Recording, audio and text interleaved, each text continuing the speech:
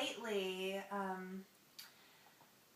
we've had a lot of issues with him not coming home and deciding that he should go to the bar instead, and I'm getting really concerned about his drinking, and I guess it causes a lot of fights because I'm constantly expecting him home at a certain time, and you know, I've worked all day, worked with the kids all day, and made this dinner, and then he just doesn't show up, and I can't get a hold of him, and usually he's at the bar, and it's just been getting really stressful to the point of like we're not communicating at home at all.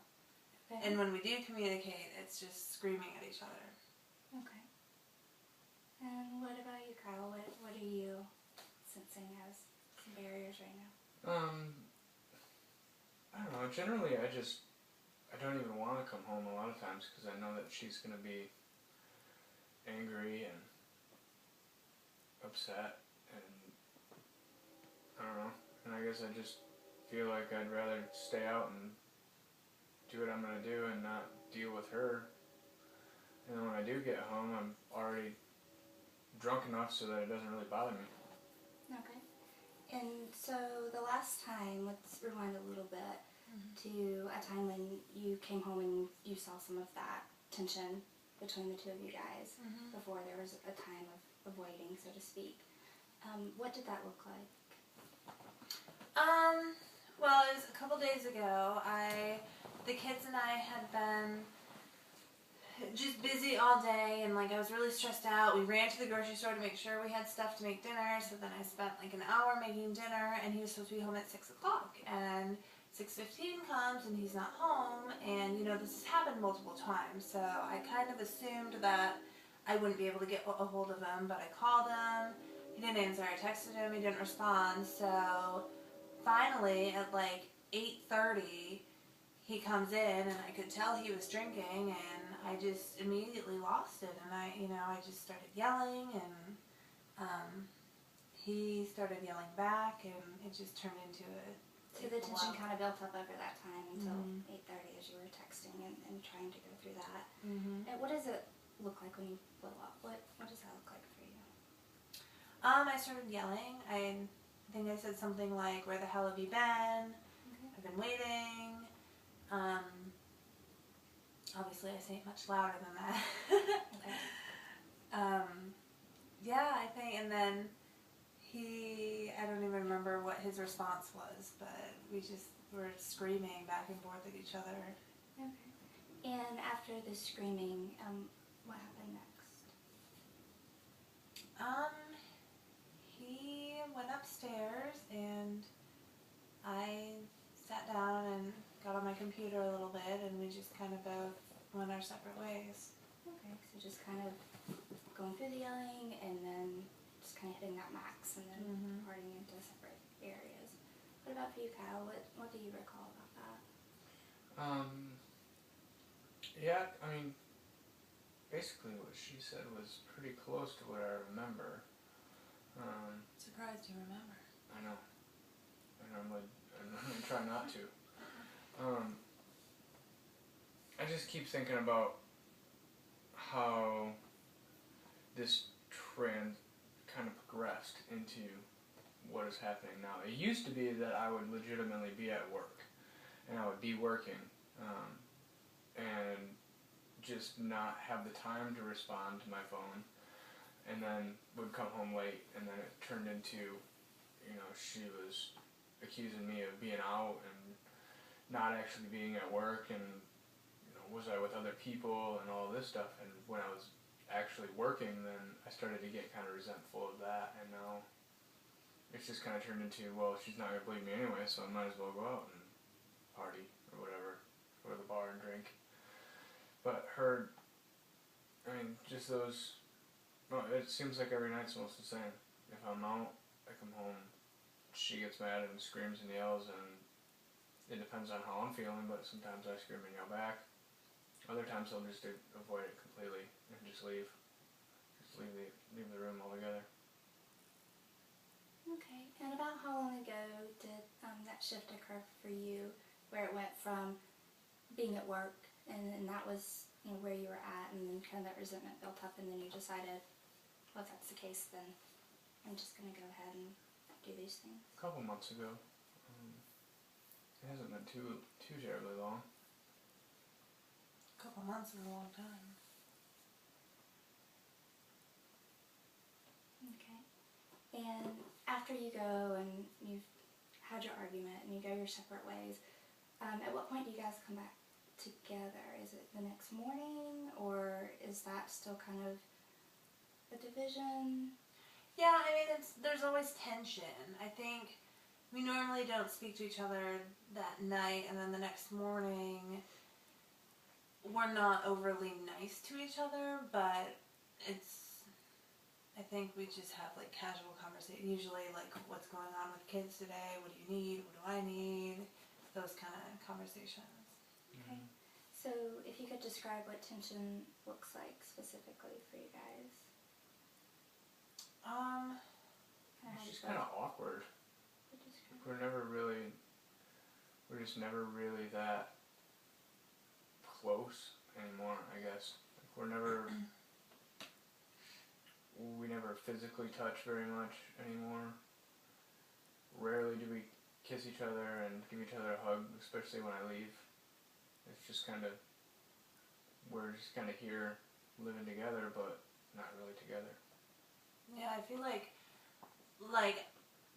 my state of being is kind of at peace until he walks in the room, and then I'm just kind of like amped up, you know, like I just feel like my anxiety goes through the roof, and it's not even like that he says anything. It's just whenever we're in the same room, I just feel like my heart starts racing and you're kind of sweaty waiting and for that next. Yeah.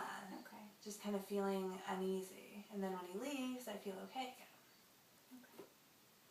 And are there any times besides specifically just the after work period that seems to be the highest stress point for you guys, but there are other places that you kind of see this tension playing out on a daily basis? We don't really see each other that much, so I think that's, I mean, the weekends he's usually home, but that's his time with the kids, and then I go do my thing, so I think it's mostly just after work. And I mean, even nights when he does come home and eat dinner, it's still like he's engaging with the kids, but not me. Okay, so you still feel that there's that divide, almost like a parallel existence. Is that the way you feel as well, Kyle? Just that parallel kind of being together instead of cooperative or interactive? Right. Okay. And what about the weekends? What does that look like for you guys? You go. Normally, like she said, I'll take the kids and go do something fun. We'll go to the park, or we'll play basketball, or ride bikes. And I can't say I'll let, but Christine normally goes off and goes shopping, or goes and hangs out with her friends, or goes out to lunch and things like that. Just kind of has her break, and I get to go spend time with the boys. Okay, so the argument doesn't really reappear during that time. Because Not you guys aren't really usually. together, there's not that same level of tension or expectation, frustration. Yeah, he usually doesn't drink on the weekends, so I think that helps. Okay. And as far as how often this is occurring with you guys, is this daily now? Is this a couple times a week? Would you describe it happening more when you're having a very stressful week at work or a stressful week at home with the kiddos? Kind of, where do you see the highest? I think it's definitely a couple times a week, if not more. Like, it's not every day, but last week he didn't come home 3 of the days. And then the other 2 days when he did come home on time, it was still just kind of like we were fighting about random stuff. And the 3 days that you didn't come home, is that coming home later? Or is that not coming home at all? Later. Later? Okay. Yeah. Just making sure. I'm on the same page. Okay. As far as any other prisoning concerns or things that you guys want to strengthen or work on?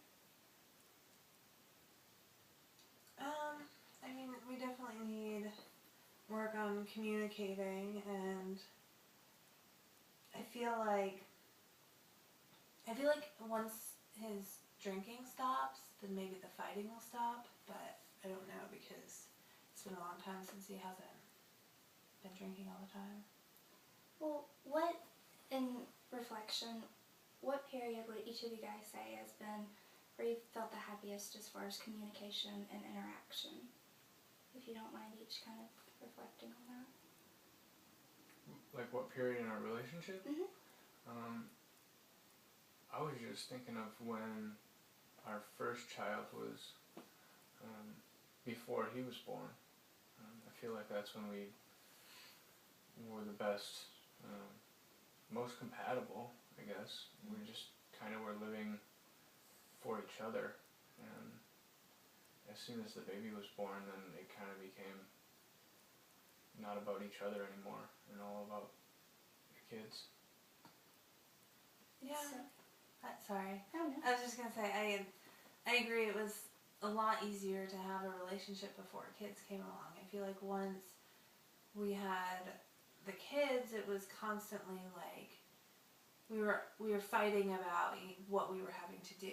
You know, like it started off as not like we weren't mad at each other, but we would constantly compare. Like, well, I was with him all day, and he would say, well, I was at work all day, and like we were comparing how stressful our lives were. Yeah, you kind of writing down all those extra variables and trying to figure out where to put them and how to divide it evenly. Yeah, and I think that for a while, at least it felt to me like he didn't understand that staying home with a baby was work.